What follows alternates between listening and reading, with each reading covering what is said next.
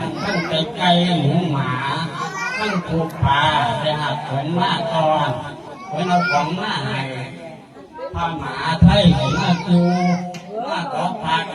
มาขอจูกระแก้วอย่างนี้ก็ตาเปิดประตูไป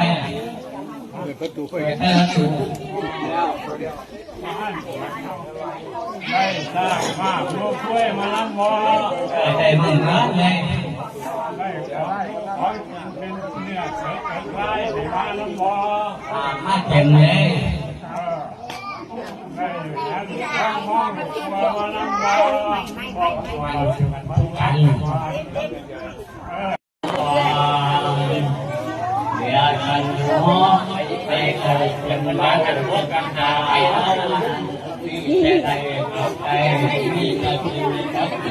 แล้วมึงเดินเลยมันจะก้าวคันวันนี้ก้าวตาก้าวค่อยๆก้าวหน่อยๆมันก้าวคันจะคันเอาจะคันพอคันหกแล้วอย่าปันหัวไอ้ข้าสีข้าขาแรงมาลอยอย่าปันเสีย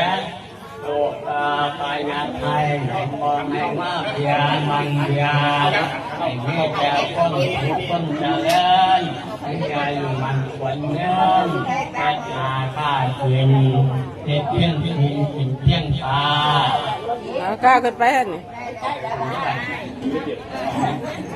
ใช้หอมไปหอมเนี่ยแล้วให้เก็บคันสองคันหนึ่งแล้วมาไปแล้วมันหุ่นเทียนมันเหมือนพอดีแล้วป่ะ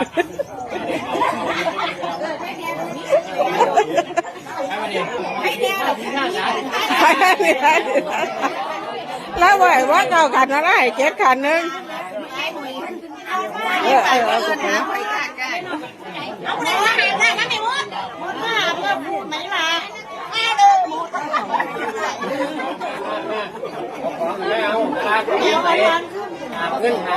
เอาน้ำกันไป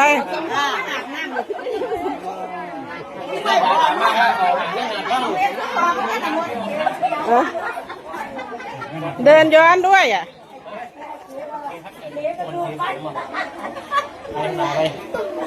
หาเขาหามน้ำ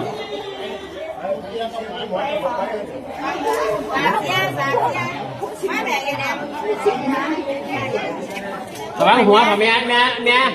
แม่นั่งอยู่